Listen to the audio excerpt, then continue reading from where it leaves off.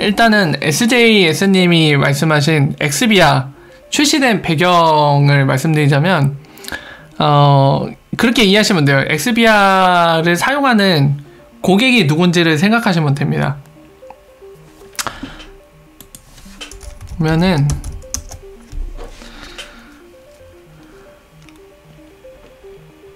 얘네가 분류를 이렇게 해버려갖고 여기서 사라졌구나.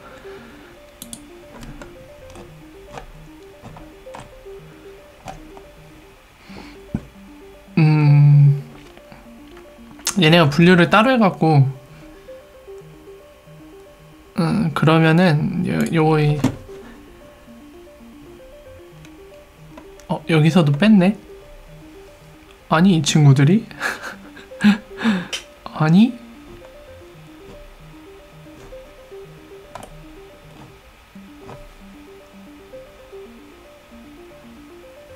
뺐네. 자, 그냥 말로 설명드려야겠네요. 뭐냐면은 엑스커런트는 뭐라고 많이 말씀드렸죠? 엑스커런트는 페이먼트 시스템이고, 그리고 엑스커런트 쓰는 고객들은 뭐다? 바로 리플렛 멤버가 되는 겁니다. 리플렛 멤버란 또 무엇이냐? 리플 네트워크 안에서 서로 각각의 이 페이먼트 도달 범위를 담당해줄 그 네트워크 개체들이죠. 네트워크 개체들. 그러니까 예를 들면은 한국에 지금 코인원의 자회사인 코인원 트랜스퍼인가요? 회사 명이? 법인명이? 걔네가 지금 엑스커런트 쓰고 있잖아요. 그 얘기는 방금 말씀드린 것처럼 리플렛 멤버란 얘기입니다. 그래서 이 얘기는 실질적으로 어떤 걸 의미하냐면, 예를 들어서 일본에 있는 그 컨소시엄 뱅크 있잖아요. 일본에 있는 은행들이 40여 개가 넘게 컨소시엄을 이뤄갖고 지금 일본의 클라우드에다가 엑스커런트 솔루션을 올려놓고 같이 쓰고 있잖아요. 이 얘기는 지금 예를 들인 일본의 그 은행들이 본인들의 엑스커런트 솔루션을 써서 이제 코인원 트랜스퍼 그쪽으로 크로스 그 서비스로 이제 페이먼트를 처리할 수 있다는 얘기죠. 그 얘기는 즉 뭐냐면은, 엑스커런트를 사용하는 리플렛 멤버들끼리는 페이먼트가 도달할 수 있는 범위에 서로 간에 있다. 그런 관계에 있다라고 보시면 됩니다. 근데 엑스비아는 뭐가 다르냐면요. 똑같아요. 똑같은데 딱 차이점이 하나 나는 게 있어요. 엑스비아 고객은 리플렛을 쓰는 것 뿐입니다. 본인이 직접 리플렛 멤버가 되는 게 아니에요. 그러니까 예를 들면은 브라질의 어떤 금융회사가 엑스비아를 쓰겠다고 계약을 했다고 가정해 봅시다. 리프사가 계약을 해서 엑스비아를 씁니다. 그러면은 뭐 예를 들어서 본인이 브라질에 있는 엑스커런트 멤버가 있겠죠. 거기를 활용해 갖고 방금 예를 든 일본이나 한국 지금 엑스커런트를 사용하는 리플렛 멤버가 있으니까 여기까지 돈을 보낼 수 있겠죠. 그렇죠. 그게 가능하죠. 하지만은 본인이 리플렛 멤버가 되는 게 아니기 때문에 다른 리플렛 멤버들이 본인 쪽으로 직접 도달할 수는 없어요. 그게 차이점인 거예요. 그러니까 직접 리플렛 멤버가 되는 건 아닙니다. 이런 형태를 띠기 때문에 가장 엑스비아에 적합한 고객은, 그리고 리프사가 기대하는 고객이 누구냐면 바로 코퍼릿이에요. 코퍼릿. 어디냐면은 아마존, 우버 이런 애들. 아마존은 금융기관이 아니잖아요. 그렇죠? 금융기관이 아니고 기업인데 전 세계적으로 이 아마존 서비스를 이용하는 고객들이 다양하게 있고요. 그리고 그 전 세계에 있는 이용 고객들이 있다 보니까 다양한 법정화폐들이 지불수단으로 이용이 될 겁니다. 그 돈들은 각국에 있는 금융기관들을 통해서 본인 아마존 본국으로 올 텐데요. 문제는 그거죠. 기존의 이제 금융 시스템 그런 구조에서는 굉장히 시일이 오래 걸리고, 그 돈을 대금 지급할 때 이미 중간에 중개은행들, 이 바로 환거래 은행들이 수수료를 너무 많이 떼가는 거죠. 뭐 수수료 떼가는 것도 단점이지만 더 중요한 거는 아마존 같은 이런 기업들이 본인들이 서비스 대가로 받는 그 대금을 본인이 원하는 순간에 받을 수 없다는 게 가장 큰 문제점이에요. 며칠이 걸린다는 거죠. 때로는 아프리카 쪽에 있는 고객이라면 2주까지도 걸리겠죠. 돈이 아프리카와 다른 국가 간에 움직이는데 2주 가까이 걸리니까 그 정도는 걸리겠죠. 좋게. 바로 그런 것들이 문제죠. 본인이 서비스를 제공하고 그 대가를 바로 받아야지 뭔가 활용을 더 할 수 있는 수단들이 있을 텐데 그게 안 되는 거죠. 그런 아마존 같은 어려움을 겪는 고객들에게 적합한 솔루션이 바로 엑스비아죠. 본인이 페이먼트 프로바이더나 은행은 아닙니다. 그 때문에 엑스커런트를 써갖고 본인이 직접 멤버가 될 수는 없지만은 이런 빠른 스피드 그리고 효율적인 그 페이먼트와 세르먼트가 가능한 리플 네트워크를 쓰고 싶은 기업들, 이런 기업들이 활용할 수 있도록 엑스비아를 만든 거죠.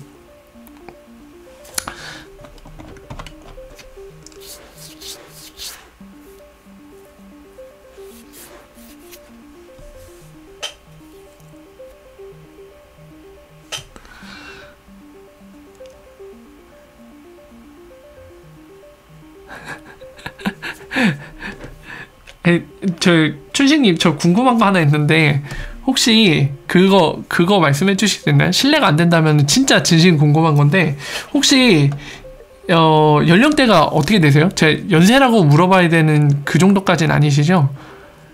그냥 궁금해서.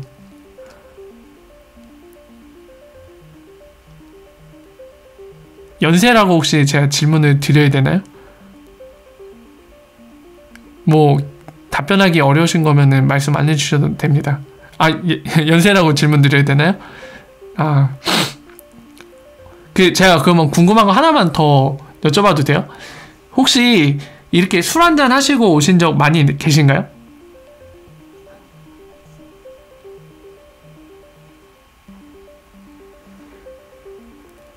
아니, 여러분들 약간 기분이 상하신 분들이 계실지도 모른다는 건 저도 공감은 하지만 그렇게 좀 약간 격정적으로는 얘기하지 맙시다. 피터케이님 어떤 질문 주셨어요? 다시 한번 말씀해 주실 수 있나요? 요건가요?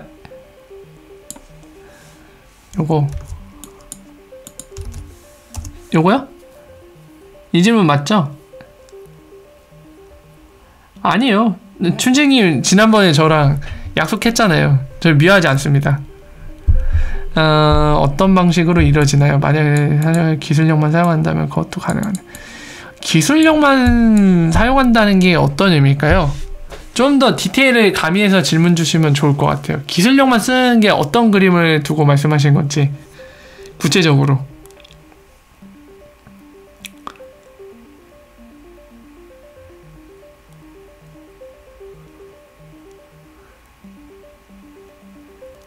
그러니까 코인이라고 하면 XRP를 말씀하시는 걸 테고요. 그거는 알겠어요. 근데 기술력만 쓴다는 게 어떤 의미죠? 구체적으로?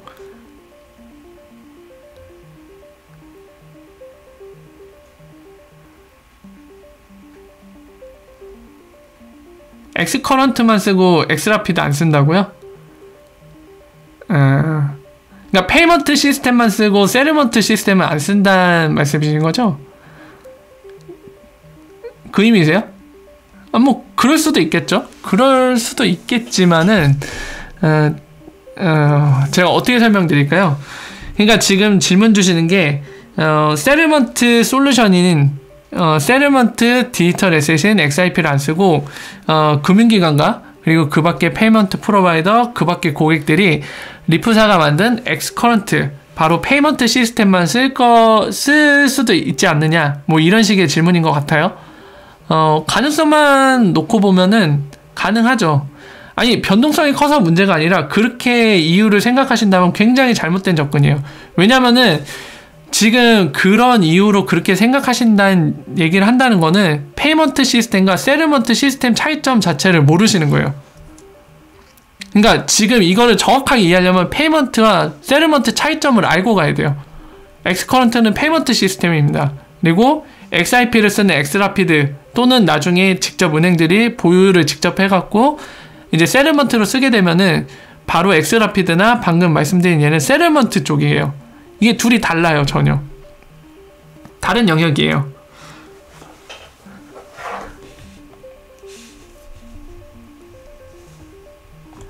그리고 방금 질문 주신 거 변동성이 크다 문제는 일단은 엑스라피드 쓸 때 기준으로 말씀드리면 안정장치가 걸려 있습니다. 그러니까 예를 들면은 이렇게 생각하시면 안 돼요. 흔히들 함정으로 걸리시는 게 바로 이런 건데, 첫 번째, 변동성이 크니까 이거는 뭐 사실이죠. 현재 기준으로. 그러니까 엑스라피드 사용 불가 요거잖아요. 지금 말씀하시는 게 현재 기준으로는 이거 맞아요. 뭐 틀린 말 아니죠? 현재 기준으로 맞는 말이에요. 이건 절대 맞는 말이에요. 근데 이 뒷부분이 문제인데, 그래서 사용 불가가 맞느냐가 문제인데, 당연히 안전장치 없으면은 사용 불가는 게 맞죠. 그래서 그것들을 설명을 드릴게요. 첫 번째, 이거는 보통 생각할 때 함정으로 걸리기 쉬운 내용인데, 뭐냐면은 흔히들 우리가 돈을 보낼 때, 그러니까 A라는 사람이 지금 엑스라피드 파트너 거래소를 이용하는 거니까 중간에 B와 C를 껴넣을게요. 이거는 현재 엑스라피드 구조상에서 볼 때 BC는 거래소라고 보시면 되죠. 이거는 보내는 쪽, A는 보내는 사람, 받는 사람. 왜 이걸 함정이라고 하냐면은 우리가 일상생활에서 돈을 보낼 때처럼 또는 암호화폐 거래소에서 트레이드를 할 때처럼 생각하시기 때문에 그래요. 그러니까 예를 들면은 요거잖아요. 100달러를 보내고 싶어요. 그럼 A가 B 거래소에서 100달러치만큼 XRP로 바꿔요. 그리고 이제 C, 그 돈을 받는 쪽 국가에 있는 암호화폐 거래소로 C로 돈을 이제 C 암호화폐 거래소 그 계정으로 보내요. 태그를 찍어갖고. 그럼 XRP 이동하겠죠. 그리고 요거를 D 국가에서는 뭐 원화라고 하면은 원화로 바꿉니다.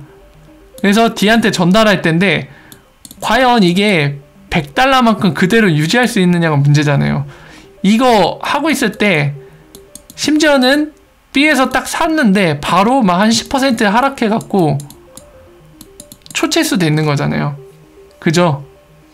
그러니까 당장 B 샀을 때, B 단계에 이르렀을 때 바로 한 1% 하락만 했다. 그것도 타격이 크죠. 10%가 아니라 1%만 하락했다고 해도 돈이 증발한 거잖아요. 여기 넘어와서 당연히 원화에도 그 하락이 반영돼 있겠죠. 1% 날라갔어 이미. 그럼 99달러잖아요. 근데 여기에 트레이드 수수료, 여기 트레이드 수수료 또 발생하겠죠. 그죠? 그러면 더 돈이 많이 떨어져 있겠죠. 네. 근데 솔직히 뭐 이 정도만 해도 기존 거보다 쌀 것 같긴 한데, 예. 근데 안전하지가 않죠. 이런 방식으로 하면. 근데 이렇게 생각하는 것 자체가 함정이에요. 여러분들 금융기관이 동네 구멍가게가 아닙니다. 금융기관들이. 돈을 보낼 때 그냥 차근차근 그냥 보내나요? 중간에 거치는 애들 간에 약속을 미리 해요. 그게 바로 페이먼트잖아요. 구멍가게가 아니잖아요. 페이먼트는 A에서 D까지 보내는데 이 돈을 보낸 양이 얼마고 받는 사람은 누군지, 그리고 중간에 이 환율, 지금 같은 경우 그거잖아요. 이 뭐라고 해야 될까요? 트레이드 레이시라고 해야 되나요? XRP 대비? 이것들을 어떻게 결정할지를 미리 결정하고 가는 겁니다. 미리 결정하고 그 정보를 보여주고 이 보내는 쪽에서 실행을 할 건지, 이 조건들, 얘네 B, C, D가 조건들을 내세울 거예요. 어떤 조건으로 여기서 바꿀 거고, 어떤 조건으로 여기서 바꿀 거고, 최종 수령자가 얼마를 받을지, 중간에 필요하다면 수수료 얼마나 뗄지, 이런 정보들을 다 띄울 겁니다. 페이먼트 단계에서.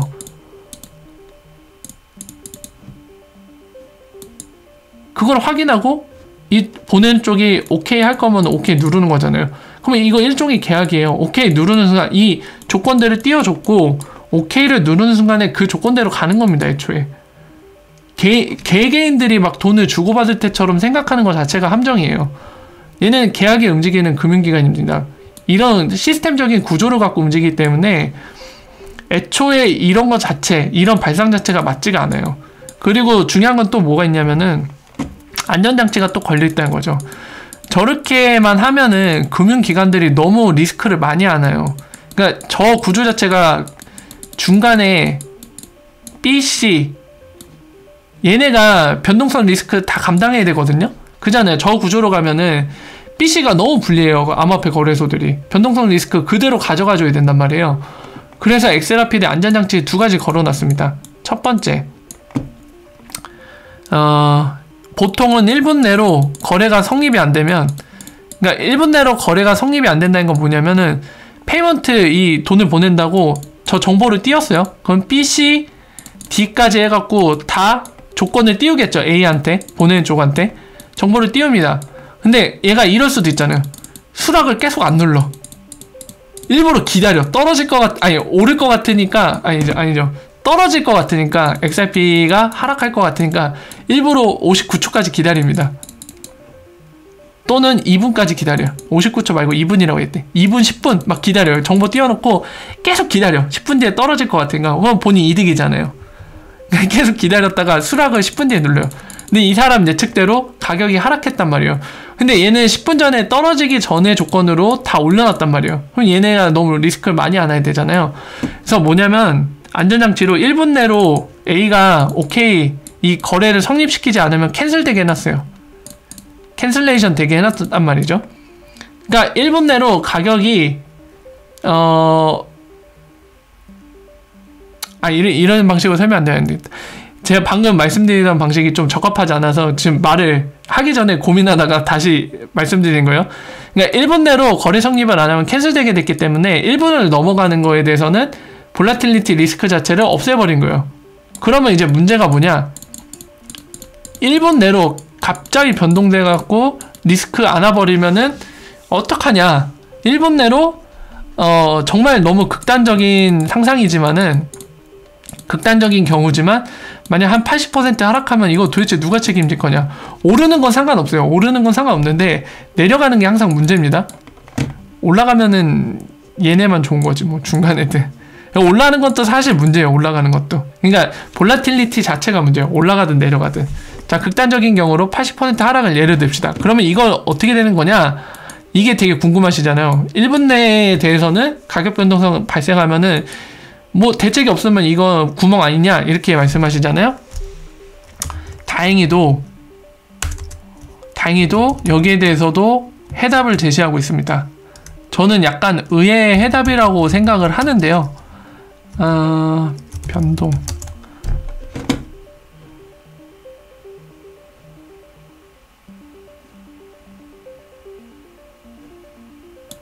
제가 변동이라는 키워드를 안 했나 보네요. 딴 건가 보다. 리플? 자, 여기에 대한 대책을 오피셜 자료를 보여드리려고 제가 검색을 하는 건데요. 잠깐만요.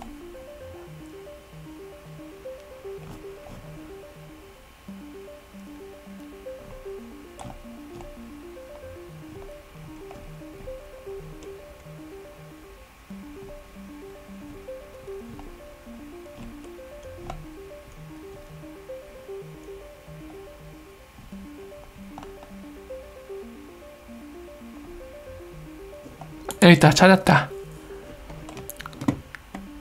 자, 뭐냐면요. 지금 이 이담 맥브로가 일본 커뮤니티에 있는 XRP 사람들, 일본 커뮤니티의 사람들한테 답변을 준 건데 요거예요. 이것과 관련돼서 얘기를 하는데요. 잠깐만요. 자, 요 질문 봐야겠다. 자, 요 부분입니다.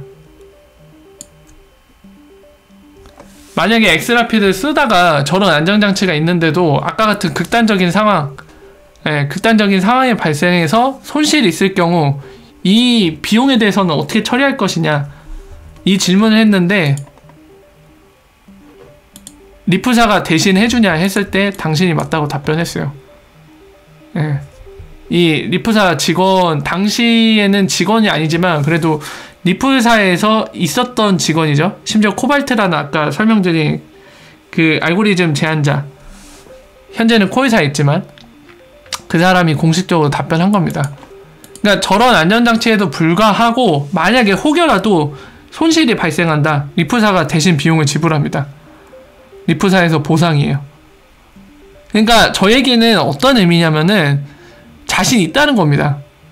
그러니까 본인들이 설계해놓은 안전장치 정도면 가격 변동성 문제에서 안전하다는 거죠.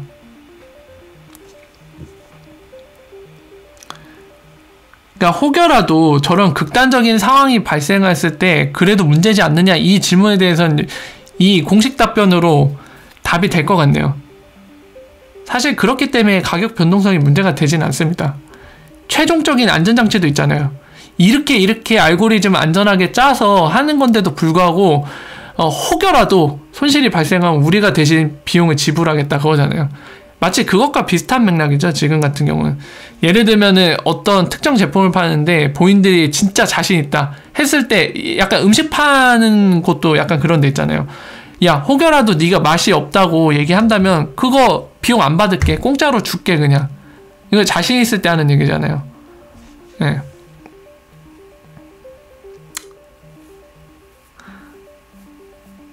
가격 변동성 때문에 못 쓴다는 말이 안 돼요. 왜냐면은 사실 가격 변동성 때문에 못 쓴다고 하면은 외환시장은 더 심각하죠. 물론 이제 현재 기준은 차이점이 있는 게 XRP보다는 가격 변동성이 낮지만 그래도 돈을 페이먼트 처리하는데 한 3, 4일 걸리죠. 그 페이먼트가 다 처리돼야 세틀먼트를 할 수 있죠. 네. 나중에 중개은행들이 수수료 얼마 붙이는지 이런 거 다 확인이 돼야 실제적으로 돈을 받는 쪽에 얼마 받을 수 있는지가 이제 픽스가 되기 때문에 그렇게 하고 나서 세틀먼트 돈 보낼 때 그제서야 알 수 있는데, 예. 3, 4일 걸리는 것과 몇 초 걸리는 거 어느 게 더 안전할까요? 그게 리프사가 항상 주장하는 거잖아요.